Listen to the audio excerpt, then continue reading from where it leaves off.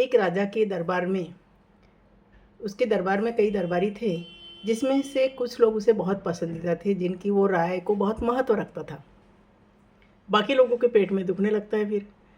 अब क्या हुआ कि एक दरबारी जो हमेशा अपनी राय देने के बाद राजा उसकी सुन लेता था, तो अन्य दरबारियों ने सोचा कि इसे किसी भी तरह से अपने मार्ग से हटाया जाए। अब उन्होंने इस बात को फैलाना शुरू कर दिया, रूमर फैलानी शुरू कर दी, जो बहुत हवा से भी तेज़ फैलती है, अफ़वाह।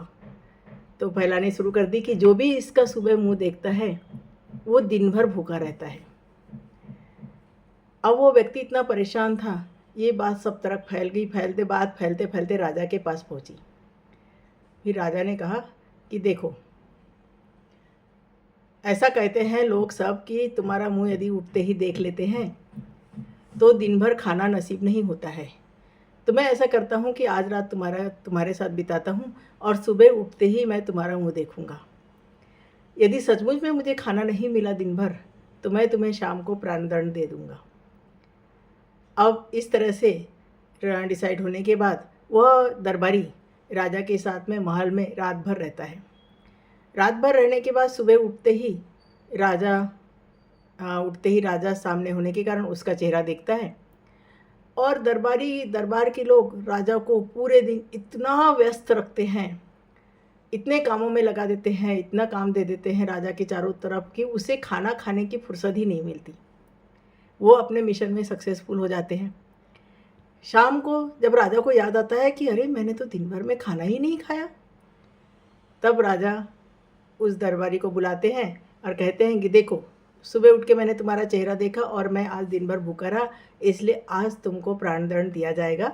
ऐसे करके उसे खींचकर जेल में डाल देते हैं। दूसरे दिन उसे सज़ा मिलने वाली होती है, फांसी की सज़ा। फांसी की सज़ा देने से पहले एक अंतिम इच्छा जो पूछी जाती है, वो अंतिम इच्छा उस दरबारी से पूछी गई।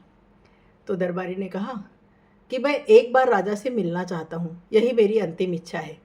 चूँकि अंतिम इच्छा है और उसे पूरा करना तो धर्म है, इसलिए राजा जेल में आते हैं।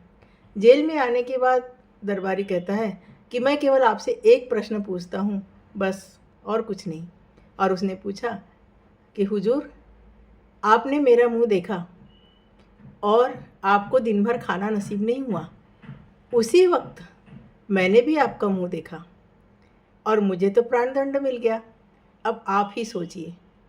तुरंत राजा को अपनी गलती का एहसास होता है और उसे वो माफ़ कर देते हैं। इसलिए अपने आजू बाजू में ऐसे लोग हो तो उनसे ज़रूर बचिए।